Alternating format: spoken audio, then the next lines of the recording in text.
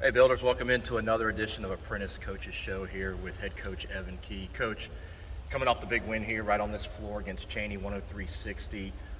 You were coming off a loss, but coming back home before the break. Talk about the importance of having that win and going into the break 5-7. But you guys, again, have been in almost every game you've played this year, and I know you're looking forward to the next part of your getting into that USCA and the EMAC play as well. Absolutely. Well, very excited and happy about the win. So unlike pretty much every other win that we've had this season, we don't have a game for another 2.5 weeks. So we actually get to go into break with a good feeling, where everyone, remembers that last game. So for the most part, our players, our coaching staff, everyone's feeling pretty good because we're coming off a good win where everyone got a chance to play and we put up some points. So that was positive.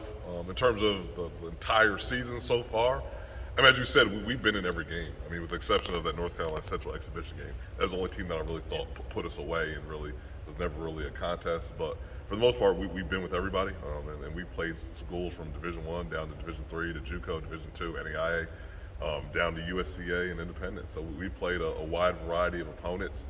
Our wins are actually funny because we haven't had a truly close game. All of our wins have been by double digits. Right. But then our losses, it's really been nothing that's really come down to like a last-second shot or a last possession. Besides maybe the Thomas Nelson games, though those were relatively close down the stretch. But for the most part, it's been kind of one way or another. Either win by a large margin or we lose by, not a lot, but a comfortable enough margin where it wasn't like a heartbreaker at the buzzer or anything like that. Yeah, and you talk about those wins. You had your first. It was only your second home game of the year. You had your first home win, but 4 of those wins have come on the road against NCAA. Some of the NCAA Division III. I mean, you started off beating Central International down there in Elizabeth City, but you have been in them. And so, what is it like? You just mentioned it. To go on, the kids are going to take a little break, but to have that positivity that they go, hey, we win, we can do this. We put together. You had everyone come off the bench. I think you had everybody score but one. Was it? One player. But again, that's a good thing as you get into that really bulk where you try to hit that, get into that USCA national tournament.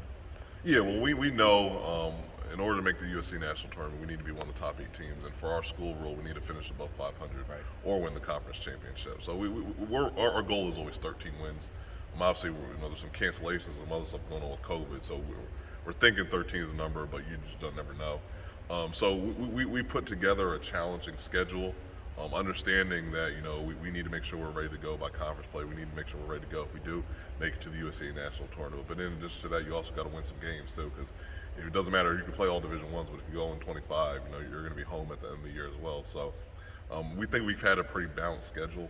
Again, we've had a lot of road games, and I think that sometimes that gets lost in translation. And I just try to explain to our guys, we think we should win every game, and that's important, that we have that confidence. But also understanding, we've played a situation where we played Mary Baldwin and the next day traveled to Salisbury, which wasn't close. And Salisbury is a good program, so we were put in a competitive disadvantage there. We played Elizabeth City State.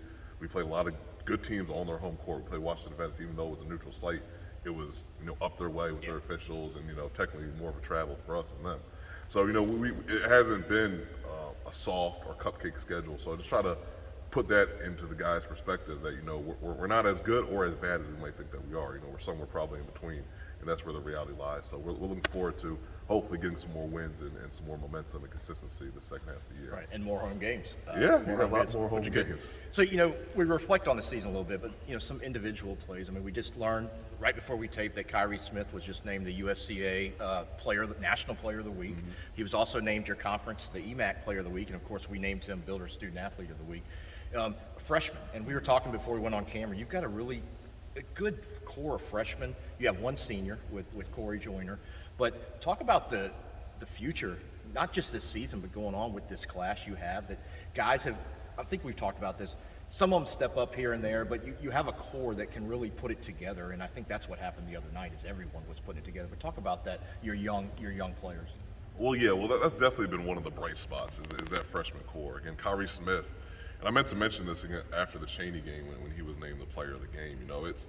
It's not like he just showed up and did that in the game. Like, he had a tremendous week of practice. Like, he's someone that never subs himself out. He's always on the court, always playing 100%. And a lot of those plays he made in that game, especially in that second half, he had done in practice all week. Like, he had been playing at that high level. And he's been one of the more consistent guys recently. And I mean, at times, him and Jay Neeson, who are both freshmen, have led us in scoring in games. So that's phenomenal. In addition to that, we've gotten good production from Clifton Good in the post. Yeah. Adrian Wall has had some really good games for us. Has started some games, and then Mick Jabber, who's a part of that core freshman group as well, has done some good things coming off the bench in some of our games. So we're really proud of that group. Then we have, let's say, our super freshman class, which they're freshmen, but they've been here a little bit longer, and some of those guys have contributed, done some good things. Then we have our returners. So still trying to blend all that together. Like we've talked about, we've had our fair share of adversity. I mean, we've had guys playing well and then out of the lineup, and I know every team deals with that, but I think we've uncharacteristically had more people out of the lineup than probably most other teams on our schedule. Like, for the most part, you look at box scores and those guys are playing the majority of their contests. For us, it's been in and out, and for a variety of different reasons. So we're thankful for where we're at right now. And then you just got Buck Hunter, who played on the football team as well. He was sitting out a few games. You just got him, and we talked about that as well. He's starting to play consistent. Had a nice step back three over here in front of his teammates. But talk about adding him. It adds some more depth to your team. Him and Corey, I said, kind of the same play, same build, and bringing him on and getting him acclimated with the season. Yeah, well, 2 years ago in the 1920 season, Corey was really the only point guard on the roster. So we that's when Coach Sparks was coaching. We rode him for a lot of minutes that season. And then we actually have a number of point guards on the roster this year, but due to some injuries and other situations, Corey, again, for a stretch of time, was the only point guard on the roster. So, again, we tried to mix in some other guys out of position to play the point. And, there's a difference between someone that's a true point guard and someone who's a two guard who you try to move over to the point. So, Buck coming in for football season has been a huge addition because, again, we're still dealing with some injuries in our backcourt. But, Buck's given us energy in each game he's played in. He had a really strong game against Washington Amendment in his first career game. Played well against Liberty City State. And obviously, he got the start against Cheney and had 10 points and, did some really good things. And he's tough. He defends. He can make shots. And he's actually caught on to our system really quick because some of the things we do are pretty complex. And he hasn't been with us long, but, he's caught up to speed on a lot of things. All right, so it's a holiday. The guys are on a break. What's your schedule as you get in? You come back, I think, first week of January for a game, and what's your schedule? What's the guys' schedule? When do they come back? So for us, Christmas break is really the only break that our athletes get. Okay. So for 2 weeks, we send them home, much to my dismay. I'm not a huge fan of that, but when I got here, I realized that's their only break. So we live with it. We don't schedule any practices, any games, any kind of film session or anything during that time. I let them have time with their family, especially for guys that are traveling.